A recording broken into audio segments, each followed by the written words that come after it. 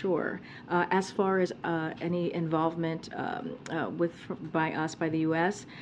As it relates to the death of Al-Qarshi, there was no result. It was not a result of any U.S. action. I can confirm. Okay, thank you. And then another question on Indiana. The Indiana Attorney General has asked the state medical board to sanction the doctor who spoke out about performing an abortion on a 10-year-old girl from Ohio. I just wondered what the White House's thoughts were on that effort, whether it could potentially send a chilling effect or cause a chilling effect to other doctors, whether doctors should be speaking out about this. I just sort of wondered where the White House stood on this. So I can't speak about the details of the Indiana AG's request to the medical board, but there's a couple things I do want to lay out and take a step back, because it's a truly horrifying situation. We're talking about a 10-year-old child here who was raped and could not receive health care in her home state of Ohio, and was forced to travel because she was raped and had to go to another state, clearly, as some of you have reported. A doctor who provided reproductive care to a child that was raped is now being accused of violating patient privacy by an elected official. That is what we're seeing, and that is what is currently happening. And if that was not enough, if that weren't enough, he is asking the state medical board to discipline the doctor for speaking out about patients in desperate need of care. And this is not about the concerns of the victim. This is not about the victim at all. This is an elected official going after a doctor for helping a child who was raped and seeking health care. And broadly speaking here, and you've heard us say this before, I know there was a lot of concern in here back in October on whether there was too much focus on women's losing their constitutional right. And as you can see, there should be more concern. And these types of situations are very real, and they are very much an interest of the American people. We saw that in this past election. This is something that the American people care about. This is something that women care about. They want us to continue to fight for their rights, to fight for the freedom that they've had for almost 50 years when Roe was in place. So the facts that Americans do not want politicians making their healthcare decisions for them, and we saw that from Kentucky to Michigan. Americans rejected backwards, dangerous proposals. But what we continue to see from Republican officials just across the country is that they want to take away that right, to take away that freedom. So the president and the vice president is going to do everything that they can to continue to fight for Americans' freedom and for their rights. Okay, one more quick one. Sure. Sorry. The Prince and Princess of Wales are going to be in Boston this Friday, I think. Will the president meet them or see them or hang out with them? Hang out, okay. So the president intends to greet the Prince and Princess of Wales when he is in Boston. We are still finalizing and working through the details, so I don't have anything more to share, any more specifics to share on that. Get Mary. The president released a statement praising the House for passing this bill to avert a shutdown of the rails. He says he wants it on his desk immediately, but he didn't mention this separate bill guaranteeing 7 days of paid sick leave for rail workers. Does the president also back and support this legislation? Does he also want that on his desk? So I just want to say a couple of things. That the president believes that a bill averting a rail strike needs to reach his desk by this weekend. He is very clear about that, because we need to protect the American families from a potential devastating effects of a rail shutdown. And we have talked about that numerous times, and the president was really clear about that when he put out his statement earlier this week. The president, of course, he supports paid sick leaves for all Americans, including rail workers, but he does not support any bill or amendment that will delay getting this bill to his desk by this Saturday. And he's been very clear about that. Again, he's a president for all Americans, and he believes that we need to avert this potential shutdown that would have a devastating effect on our economy, a devastating effect on jobs, a devastating effect in our communities across the country, and our farms as well. What is the president's message to union workers, rail workers across the country, who backed the president, who helped him get elected, believed that he was standing with them, and who feel that he is betrayed them? Look, the president, as you know, has been called by unions and labor leaders as a pro-union president, and he takes that very seriously. He is the most pro-union president in history. And he's worked tirelessly to secure victories for unions and for workers since he was first elected to the Senate. So this is when it comes to labor, when it comes to union, this is something that he has worked towards and making sure that he delivers for what he called yesterday. If you listen to him during his Michigan statement, he said they were the backbone. They build our middle class, right? They were the best workers that we have in this country. And so as a proud pro-union president, he's reluctant to override the ratifications procedures of individual unions, right? We have to remember there were 12 unions involved in this when the tentative agreement was done. When that agreement came out, it was praised. We received praise from rail unions and from folks and from the companies as well. And once that agreement came to fruition because of the work that this president did on September 15th, there was a cooling period, and it was ratified by eight unions of the 12. And so, look, we have to remember there are really good pieces in this deal. There's a 24% pay raise and a $5,000 bonus.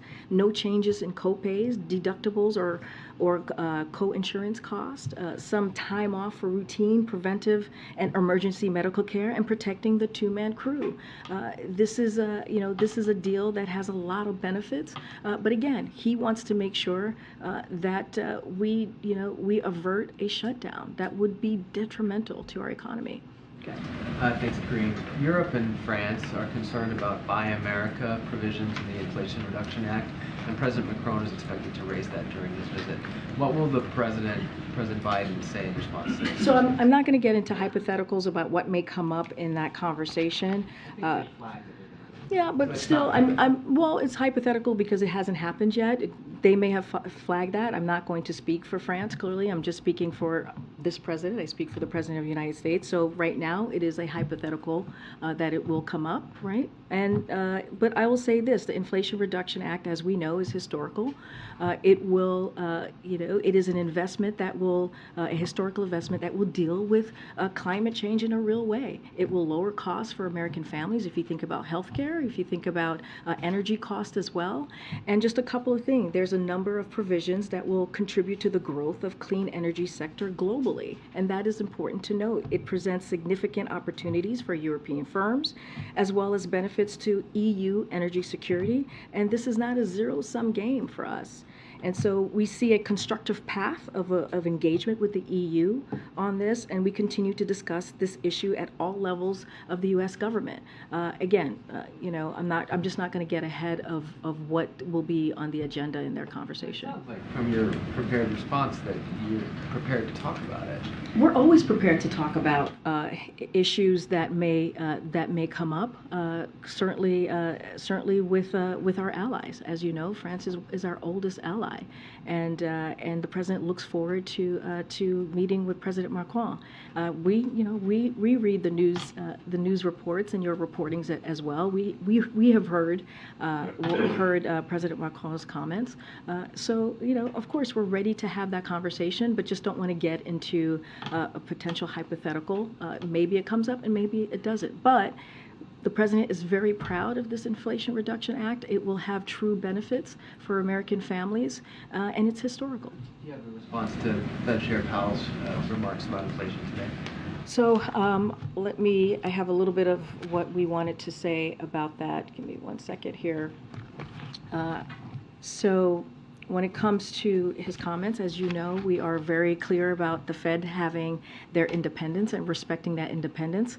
As we know, prior presidents have not made that clear, and it was not something that they did. Many of them did not do.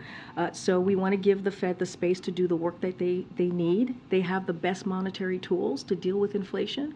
Our economic team continues to believe that thanks to the president's economic team and his economic plan, we can bring inflation down without giving up the historic gains that we have made. Our economy has added 10 million jobs, and unemployment is near a 50-year low. And so, as I just stated, we saw that economic growth last quarter that was even stronger than previously estimated. It was previously estimated at 2.6%. Now we're seeing at 2.9%. So again, as the chair said today, bottlenecks in goods production are easing, and goods price inflation appears to be easing. And so that is important. But I want to be very clear. We're going to give them their their ability to work in an independent way and not going to interfere. And bless you.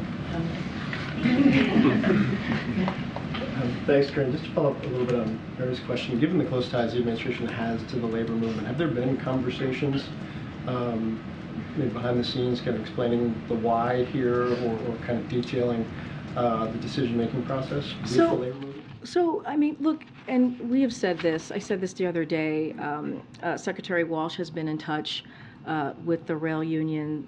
Secretary Buttigieg has been in touch with the companies. The president has been clearly in touch with congressional leaders in his administration, and Secretary Vilsack has been in close touch with the agriculture sector.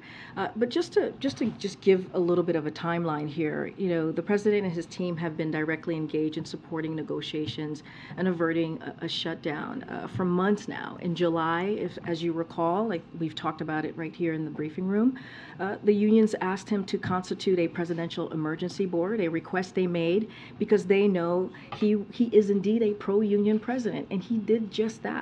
After the PEB, he brought the full weight of his administration to bear to keep the parties at the table and to get employers to make concessions, and they did. So he made it possible for the unions to secure tentative agreements in September that secured a higher pay. I just mentioned 24%, and you've seen that also in the president's statement, and a $5,000 bonus for workers. Those tentative agreements kept our rail system working and prevented a disruption to our economy. And just want to add, there was that cooling off period once that September 15th tentative agreement was made. In that cooling off period, those 12 unions were given the opportunity for them to ratify or vote for that tentative agreement. Again, 8 of them ratified it. That's a majority of the 12, and so we wanted to give the last 2 unions who voted in late November their opportunity to make their voices heard. And so that's kind of how you saw the process the last couple of months. We've been engaged. We've been certainly working with them on coming to this tentative agreement. And now we're at a place where the president has been very clear that we have to avert a rail shutdown, and he's asking Congress to act. He's very pleased by what the Speaker and the leadership was able to do today in the House to move that forward. Can I just ask one more quick one? This happened just an hour or two ago, so maybe a little bit too new, but there were roughly a dozen Republican senators threatening to block the annual defense policy bill, which you guys need to finish before the end of the year, unless they get a vote on an amendment that would end the military's COVID vaccine mandate. One, do you have a response to that push? And 2, more broadly, is there any thought to making changes on that anytime in the future? So look, this is the first I'm hearing of this. As you said, it's very new, and so I will certainly let the Department of Defense speak to their own COVID vaccine requirement, and so I'm just not going to get more into that. I'll talk to the team further as to exactly what the specifics are of these members and what they're saying. I just want to go back and clarify on the proposed 7-day paid leave amendment, or standalone that was passed by the House, however it's taken up in the Senate. Does the president support that proposal? So the president, again, believes that it is important to avert a rail strike, and that is what he's focusing on. And he wants to make sure that there's an agreement that's brought to his desk by the weekend to protect American families, to protect jobs, to protect farms, and to protect communities across the country. The president, of course, supports paid sick leave for all Americans and for including rail workers. This is something, as you have seen him over the past almost 2 years, talk about that and try to move forward and making sure and in getting paid sick leave. But he understands there are not 60 votes, right? There are not 60 votes in the Senate to make that happen. His number one priority is making sure that we get this done. So he does not support any bill or amendment that will delay a bill that's getting to his desk by Saturday. Two other quick ones. Does he have a plan to meet with the new House Democratic leadership? I don't have anything to preview for you at this time on a meeting. I don't have any calls to preview at this time. And this was brought up on a background call yesterday, previewing today's Tribal Nations Conference. And those on that call said they didn't have anything on. I'm just curious, maybe if you do. Does the president support the Cherokee Nation's push to get a non-voting delegate to the House of Representatives, which would make good on an 1835 treaty that was supposed to seat one? I'm just going to repeat what you heard on the background call. We just don't have anything to share on that at this time. Okay. Thank you, Karine. Kevin McCarthy says that he invited President Biden down to the border. How does the president RSVP? Well, we know the president's never been down to the border. The possible next speaker says that he wants him to go with him. So is he going to? So look, he's been there. He's been to the border, and since he took office. When did he go to the border? Since he took office, the President Biden has been taking action to fix our immigration system and secure our border, and that's why on day one he put forward an immigration reform, a piece of legislation to deal with what is currently happening at the border. But that we're not seeing that from Republicans. We're not seeing a willingness to work with us on fixing a situation that's been around for decades now. Instead, they're doing political stunts. That's what they want to do. That's how they want to take care of the situation. But in the meantime, the president has secured record levels of funding for the Department of Homeland Security. We have over 23,000 agents working to secure the border. We've taken thousands of smugglers off the streets, and we're cutting down on asylum processing times. And a number of individuals arriving unlawfully from northern Central America and Venezuela is coming down significantly because of the actions that the president has taken. Okay, on another subject, when are you guys going to delete the White House Twitter account? Why would we do that? Well, you're saying that you're keeping an eye on Twitter because it might not be a suitable platform, so why use it? Look, I want to be very clear here. The president has always said, and he has been very, very clear in his belief that it is important of social media platforms to continue to take steps to reduce hate speech and misinformation. And will continue to say that. But media platforms make independent choices about their information that they present. And so, look, I don't have anything to share on any policy or any changes that we will be making. We have multiple platforms, as you know, that we utilize to communicate with the American people. When you say that you're going to be monitoring some of the speech on there, if you see something that you don't like, would you try to shut Twitter down? So look, when you talk about monitoring, it is, I hate to break it to you, Peter, just like everybody else, we very much monitor the news. We pay close attention to everything that you all are reporting, and Twitter's in the news a lot.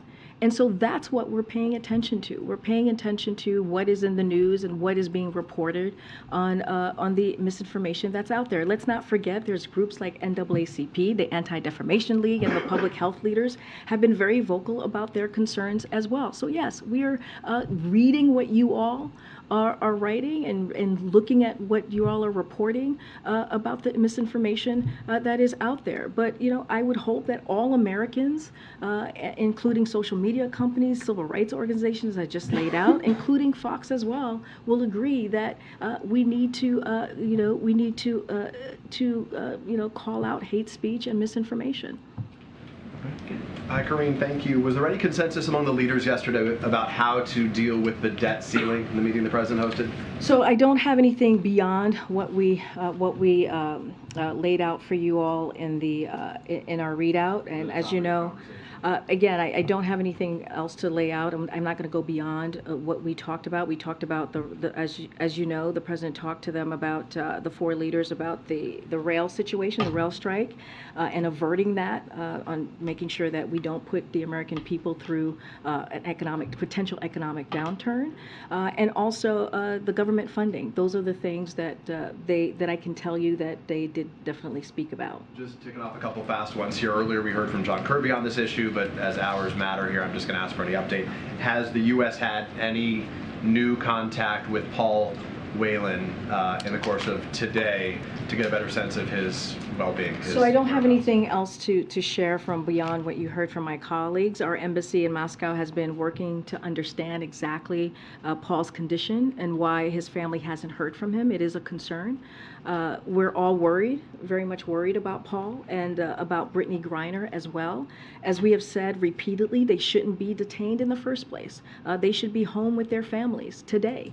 But we will keep working on bringing them home. Just don't have anything further to share. Let me ask you, you said that the president's going to have a chance to greet in some form the Royals when they're in Boston later this week. He's supposed to be in Boston this week for a greeting with them, and it turns out for a Democratic fundraiser that's taking place there to help support Democratic candidates. Why is the president attending a Democratic fundraiser in Massachusetts and has no plans, as best we understand to this point, to go to Georgia where there is a Democratic candidate who's facing a tight challenge? So first, let me just say the Hatch Act, I want to be really careful. This is an ongoing race that's current, and so want to be careful on how I just want to state that out there. The Hatch Act, I am covered on the Hatch Act. One of the things I would argue, Peter, that we saw the last several months is that it didn't matter where the president went. His message very much resonated. His message on his economic policy, how he was delivering for the American people. We talked about the bipartisan infrastructure legislation. We talked about the American Rescue Plan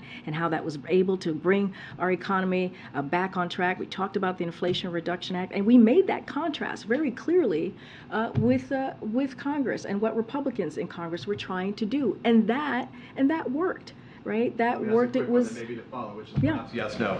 Does the president believe it would help or hurt Raphael Warnock for him to campaign with him in Georgia? Look, I'm not going to get into any political strategy here. That is not my place here to do that at the podium. I have said many times before at the podium, the president is willing to help Senator Warnock any way he can, and however the senator wants him to get involved. Thanks, Karine. Okay. Thanks, Karine. Is the administration getting involved in helping an American citizen who was arrested on a visit to the UAE? He's facing possible extradition to Egypt. He's criticized the Egyptian president in videos he made in the U.S.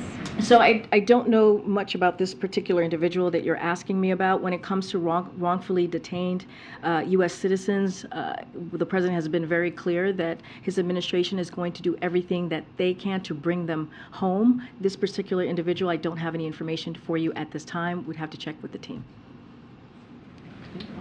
Karine, let me ask you this. The president last night had a statement praising the Senate for passage of the Respect for Marriage Act. But as you know, there are members of the LGBT community who argue that the bill is weak sauce. It doesn't go far enough to protect the rights of same-sex married couples in the event that Obergefell does get struck down. What's the White House's message to those who are concerned that the bill doesn't go far enough? Look, you saw the president's statement last night. This is a huge step forward. And it is historic that we saw this movement from Congress in a bipartisan way to protect same-sex marriage.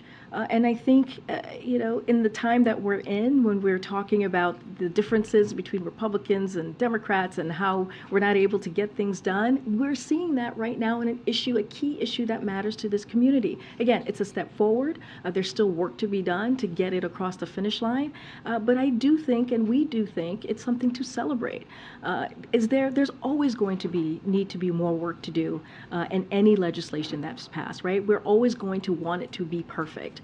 But I think it is important to note that we are taking, again, a historic step forward. The president is very proud of the work that Congress is doing this in a bipartisan way to deal with an issue that he has fought on for many years. And you've heard him say people should be allowed to choose who they love, and love is love. Can I follow up on that, Karine? Thank you. I want to follow up on the rail issue.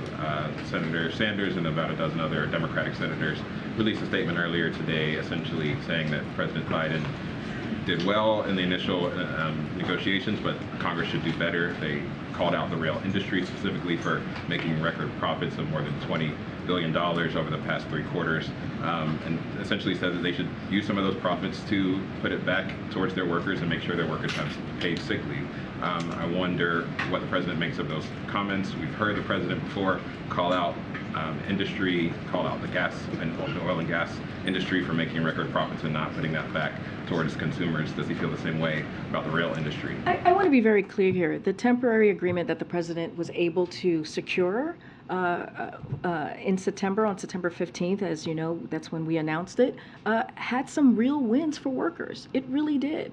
Again, the concessions he secured for workers included a 24% pay raise and a $5,000 bonus, no changes in copay, deductibles, or co-insurance cost for the operating crafts, some time off for routine, preventative, and emergency medical care, and protecting the 2-man crew. The victories he helped secure for workers is why the deal was ratified. It was ratified by 8 of the 12 unions. And we have to remember, right, if we were to be in a rail shutdown, it will hurt the very families that we're talking about, that you're asking me about, right? It would hurt the union families as well, and union workers. And so, he was asked to get involved in July. He did. He put together the Presidential Emergency Board, and he put the full, the fullness of the full weight of the administration to get to this temporary agreement. And again, I just listed out some real concrete gains that we saw because of the president's involvement.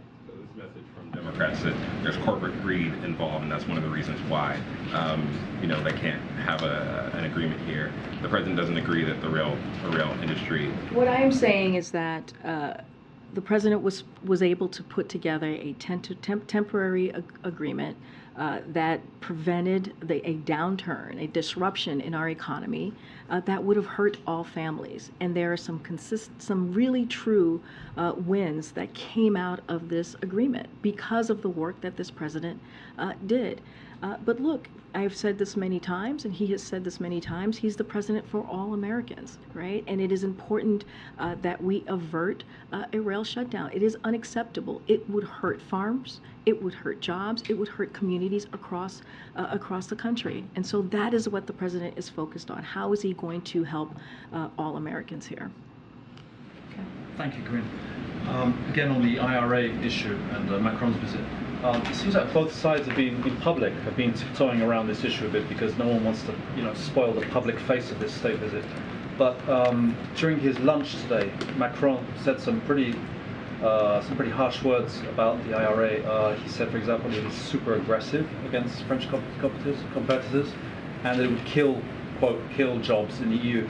So I know you've said that you've taken it into account and you're considering and so on, but does the president, you'll be meeting with Macron for hours, I guess, tomorrow, does he have some kind of sympathy for the straits that Macron seems to say that he's in on this? And, in other words, is he really taking this on board as a very acute problem, the president? Because that seems to be the way Macron's putting it out there.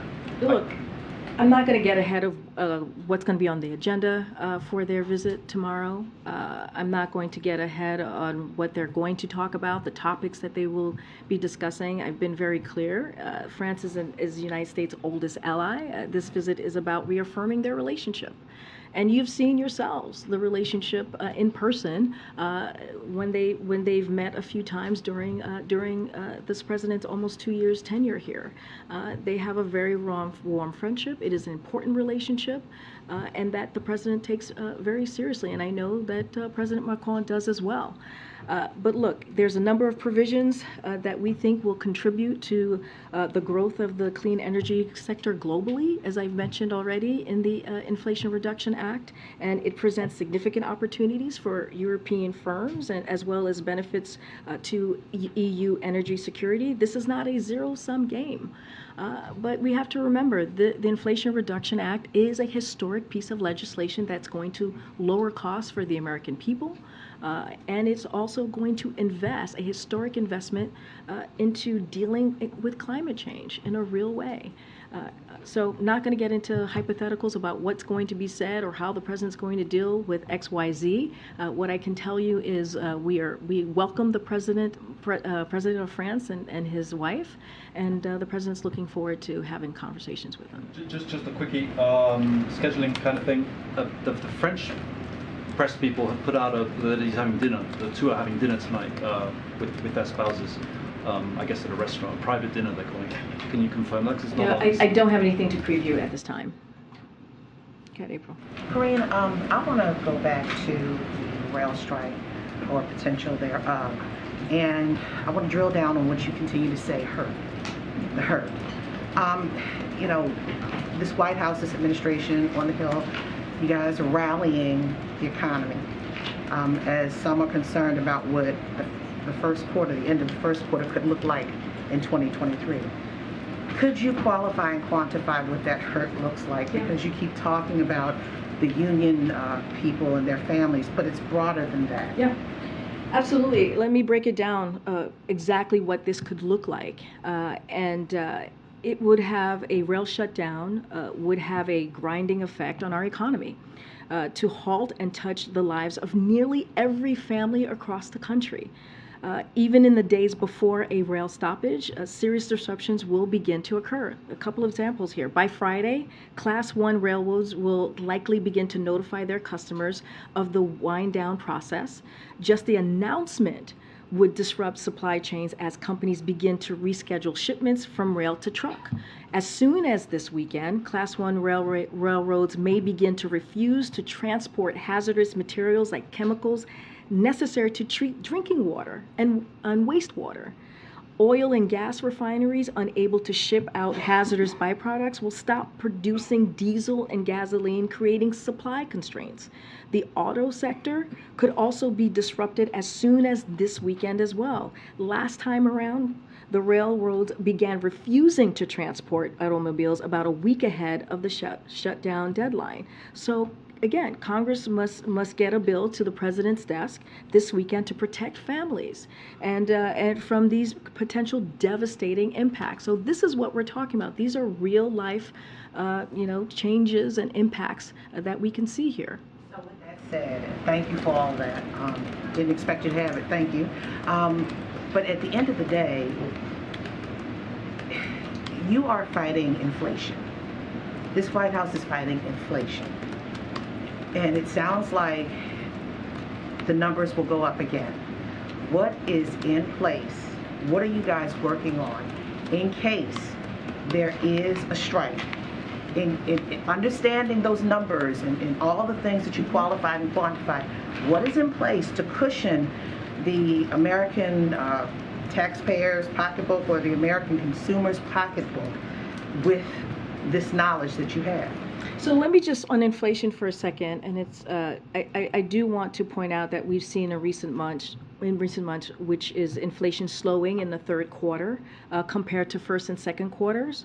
So that's good news. And the last CPI, we've seen prices fall for used cars, apparel, inflation moderation for housing, food, and services. All welcome news as we head into the holidays. So we have seen that in the data points in the past several months. So that's important to note.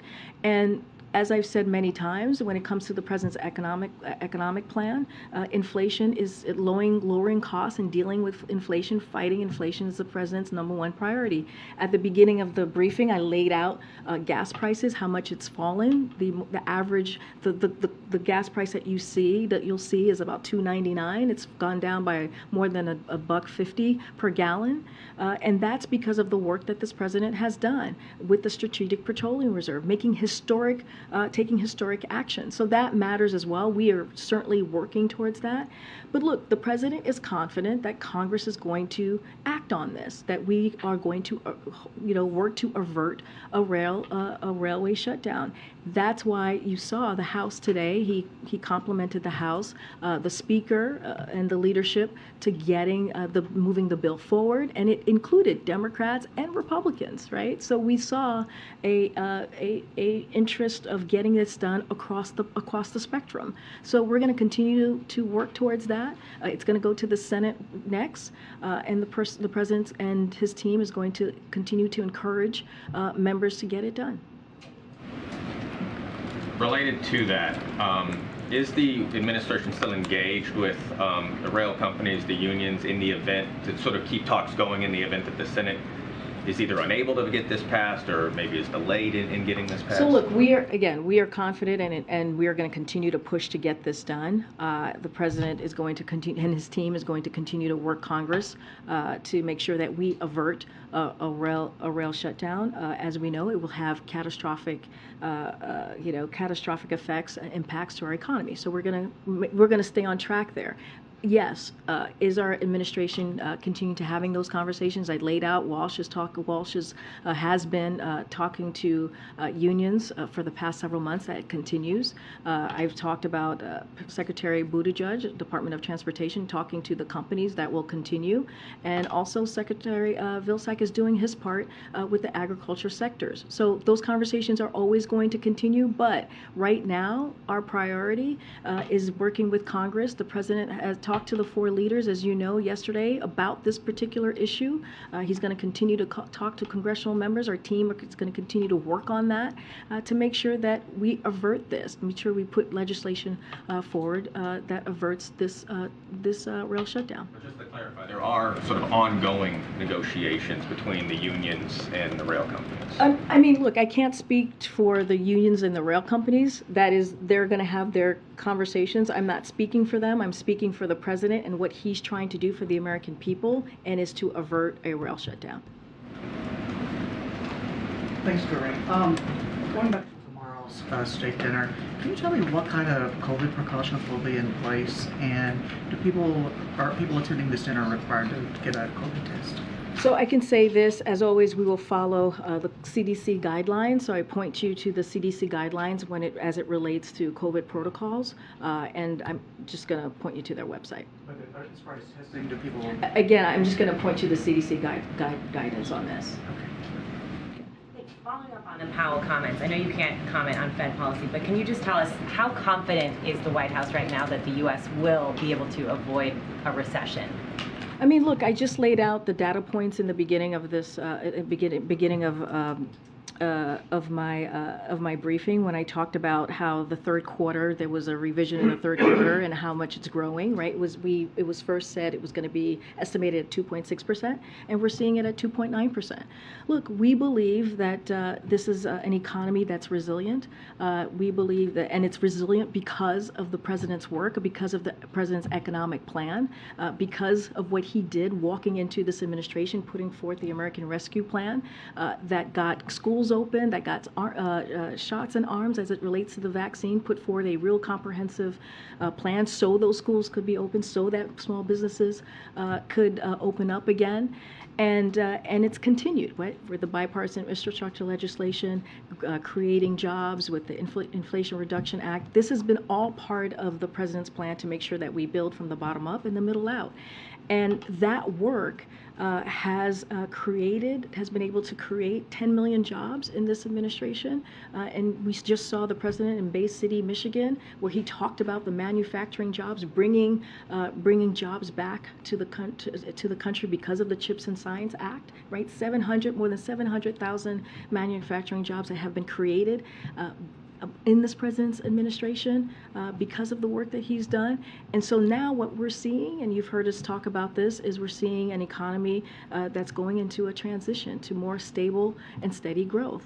So we do not foresee a recession. The data that I just laid out that we have seen the last couple months does not show a recession. Several House Democrats made history today when they elected Hakeem Jeffries as the first black leader. You know, what's the president's reaction to the new leadership of the party in the House? Well, as you know, the president's, the president, I should say, sends his heartfelt congratulations to his friend, Congressman Jeffries, as he marks profoundly important history, becoming the first black leader of either party in either chamber of Congress. This is wonderful news for our country and highlights the promise of the American dream for all our people. He has worked with Congressman Jeffries for many years, delivering for the American middle class, as I just laid out when we talk about the president's economic policy, standing up for fundamental constitutional rights like the right to choose, and standing up with law enforcement to keep our communities safe in the fight against gun crime. So he also congratulates Catherine Clark and Peter Aguilar on their elections as well. He looks forward to working with all of them and building on the progress that we have made in the last almost 2 years. Hey, Karine, back on the border for a second. Congressman McCarthy also said that it was the president who brought up the border in the meeting. Is that accurate? I'm not going to go beyond the readout. Did you take it as a good faith invitation to go to the border or something else? I'm telling you right now, I'm not going to go beyond the readout that we gave, but that we provided yesterday. Okay, and not related. You might have seen the foreign minister of Belarus died suddenly this week at 64. He's somebody who could maybe be a conduit to the West, but it's also, as you know, that regime is kind of tight with Putin. What does the White House make of this? Don't have any comment at this time on that. Okay. Thank you. India tomorrow formally takes over the presidency of G20. It has announced its theme of one family, one earth and one future, announced its agenda, but from the US perspective, what should be the G20 top priority for next year? So the president, we look forward to supporting India's G20 presidency next year, and on a range of issues, including addressing current food and energy security challenges, while continuing our efforts to build a resilient global economy. I know that Jake Sullivan was asked this question when he was here, probably most recently, about if the president is going to be attending. As you've seen, the president has been participating in the G20 in his tenure here. Don't have anything specific to announce or any specifics to announce on travel. I just said I don't have anything specifics to announce on his travel, but as you have seen, the past almost 2 years, he has been certainly participating in the G20. And in neighboring Pakistan, there has changed. A new army chief has taken over, General Munir. Do you have anything on that? So the United States values our long-standing cooperation with Pakistan and has always viewed a prosperous and democratic Pakistan as critical to U.S. interests. We look forward to continue to work with Pakistan to promote stability, prosperity for the people of Pakistan and the region. I will take one last question from the back. In the back. A follow up to. Thank you. So I follow up on the. I just right here. Go ahead. Thank you. Okay. I'm interested. Why hasn't the president been more involved in helping the DNC decide its early slate of presidential primary states? Obviously, there's 4 or 5 potential states, and there's been a sense of that the White House hasn't, been public enough about which states it wants to go first. Look, I was asked this question recently. It is a political question. It is about the 2024 elections. I cannot speak to this, so I would refer you to the DNC. It's not something that I can speak to from here. One last question. Go ahead. Go ahead. The young lady in the back. Go ahead. Thank you. On the potential rail strike, some representatives today putting blame on the Biden administration, saying that it should have never come to this. What went wrong from the administration's point of view in September? We don't think anything went wrong. We believe that if you think about the timeline that I laid out, and that what the president and his team has been doing for the past several months, we've been directly involved, engaged in supporting negotiations and averting a shutdown, and we've been doing this for months. And it was because of the president's action back in July. The unions asked him to constitute a presidential emergency board, a request they made because they knew as a pro-union president he would be able to get to an agreement, and he did. On September 15th, he came through with a temporary agreement that had an increase in pay by 24%. It had a 5,000 bonus. It has a 5,000 bonus for workers. And let's not forget, when that agreement came out on September 15th, it was lauded and praised by the unions and union leadership. So again, this is a president that has delivered for the union, and he sees himself as a pro-union president. He's that term has been given to him by labor. And again, what is so important right now is that we need to make sure that we avert a rail shutdown, and that's what the president is calling on Congress to do. You know, this is something that would have a direct effect on those union families. It would have direct effect on communities across the country. It would have an impact on on farms, on jobs, on agriculture, as I just mentioned. So this is incredibly important that we avert this, and that's why the president is calling on Congress to act. Thanks, everybody. Au revoir. Au revoir. Bonne nuit.